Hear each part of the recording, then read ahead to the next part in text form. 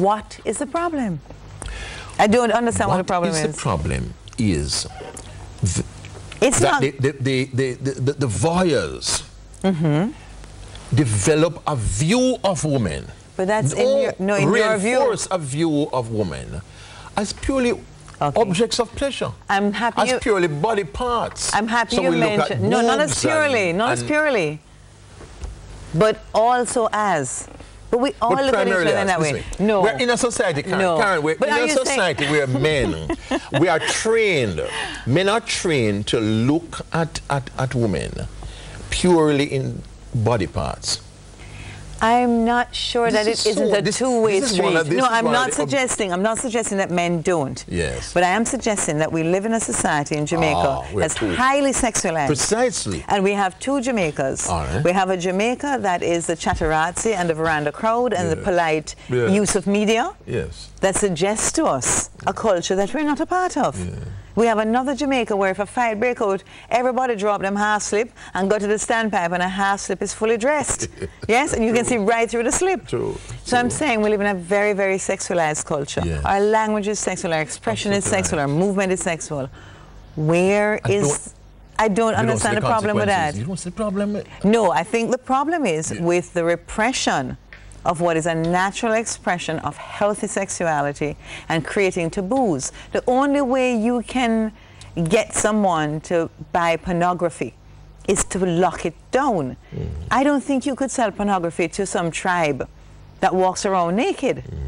They wouldn't understand why the woman is frozen in that pose. Yes. It would make no sense to them. So first we build up the taboos and then we make money off these taboos. That's my objection. My objection is I don't understand why we've vilified a group of people who are legally. I'm not suggesting there are consequences. Patrons of these places do not go back repeatedly, except for very few. That's what very few. Very few people. Very few people go repeatedly every night? Not every night, but regularly. Like what's regularly? 3 to 4 times a week? Yes, that's not regular to you, eh? That's regular, but I think very few people do that. It's not cheap.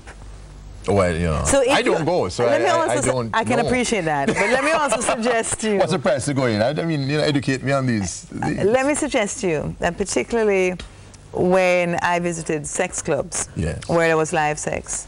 You went to those where there were live? I went to several. The live sex? I was surprised to find that the majority of the patrons were couples.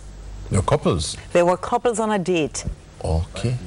The only time I saw someone leave was when there were 2 women sitting together, and when the sex show began, one woman got up and said, "Oh my goodness," and left. I have never seen someone leave the room outside of that. Never. A couple sitting together, watching the show, having a drink, and when they're finished, they leave. So couples come? Ordinary, everyday Jamaican couples. To get stimulated to go back home to... Well, I suspect they talk about it and they talk about what they would like to do and whether or not they liked that person, some kind of vicarious experience, you know? But frankly, after a while, it's boring. It really is boring after a while. So this notion of a prolonged voyeuristic experience is not what I've seen.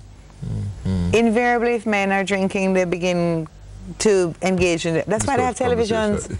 They have televisions all around the room with sports showing and something else showing. So people watching sports watching and the girls TV and the girls are gyrating. So it's normalized. Okay. It's not all the eyes are fixed on. Yeah, it's not so. That's not what I've experienced. And you can have as much distance from the stage as you wish, or be as close to the stage as you wish. Yes. And I've seen it up close, I've seen it far away, I've watched the crowds, I've counted heads, I've looked at what kinds of people are coming. Everyday people.